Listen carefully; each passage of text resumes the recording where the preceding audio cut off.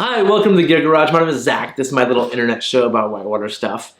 And before we get started, please take a second, if you can, and like this. I really appreciate it. Helps more people on YouTube find it. Also helps me feel cool and encourages me to do more videos. So with that, let me get started. Today we're going to talk about the IRF flip test, or the International Rafting Federation flip test. This is part of a guide assessment for commercial guides. And I feel like this is a good flip test for both private and commercial boaters, because private boaters need to practice too. Private boaters flip, it's not just commercial boaters. And although it's intended for commercial, it can be used for both. And I feel like practice is super important. When you flip a raft on accident, the first thing a lot of times is like, I can't believe what just happened, now what do I do? And it needs to be instinctive. If a boat flips, that you do a thing. So the more you practice raft flipping, the more you just jump on flipping it back over. Now, if you're just doing easy white water with a mile of flat water after rapids, this isn't a big deal.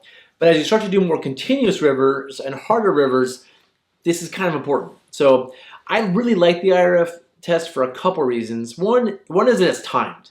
And I feel like that the timing isn't an issue for passing it. There's a 2-minute time frame to do this in. But most good guides can do this in like a minute 10, a minute 20 seconds. I just think that time creates some adrenaline. Anytime you're timed, you kind of get pumped up and motivated, and it's the same adrenaline that happens when you flip a boat. So I think it matches the adrenaline. And as part of this test, you have to get back on the boat 3 times. In a normal flip, the boat flips over, you get back on it, you flip it over, and get back in it again. It's just twice. The third time just adds some physical fitness to it. So it really tests your ability to get back in the boat, which I personally think is the hardest part of flipping and reflipping rafts. So the way the test goes is, just so you understand it, is you're separated from the boat. You just do this in flat water, and the second you touch the boat, the time starts. You have your paddle with you. You have to have your paddle with you the whole time. So you jump up on the boat with your paddle, flip it over, so it's upside down now. Get now on the upside down boat with your paddle. You have to continue to control your paddle. Do an imaginary head count of the people in your boat. So just kind of do a quick, it's not a big deal. Pretend to count your people.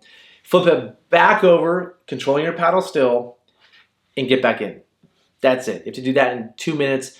It's pretty straightforward. And I just want to share a few examples with you here so you can kind of see what I'm talking about.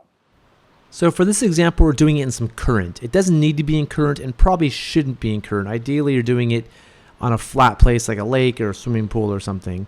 But the time starts the moment Nick touched the raft. So time's already started. He has good control of his paddle, which is an important part of the test.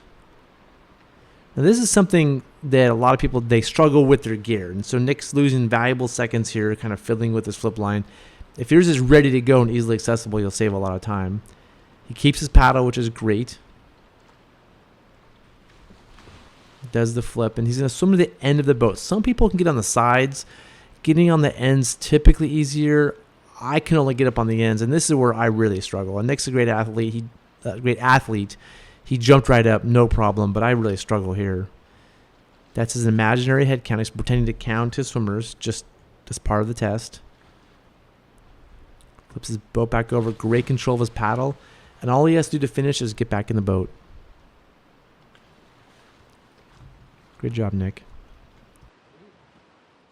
And this is me practicing my flip test on the white salmon.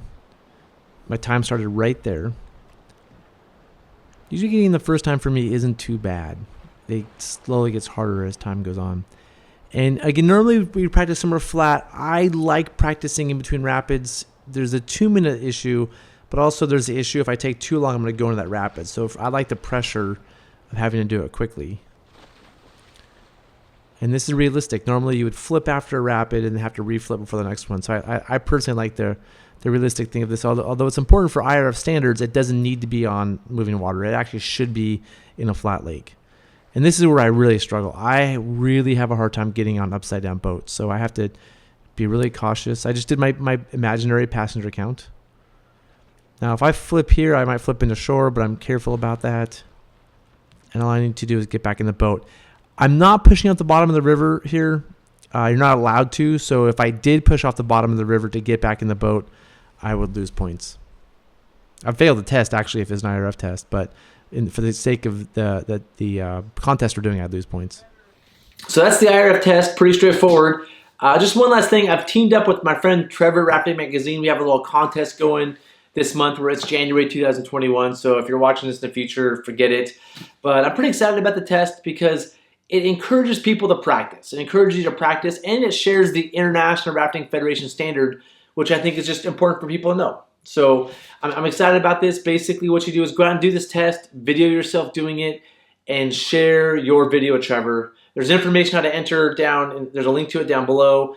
But it's not just based on time, it's based on your style, it's based on how difficult it is. Right? Bigger boats are harder, right? And your scenery. So, this isn't just who does the fastest flip, this just does the best one overall. And Trevor has a bunch of prizes for the winners. So I hope a lot of you out there enjoy the contest. It's just meant in good fun. And again, I think training is super important, so things like this are second nature. So hopefully it encourages a lot of you guys to get out and train. So that's it for this episode. As always, if you have comments, questions, complaints, funny stories, whatever, just leave them down in the question area down below. And don't forget to like this if you enjoyed it. It helps other people see it again, and makes me feel cool, and I really like feeling cool. So please take a second to like it if you can. And yeah, that's it for this episode. See you next time.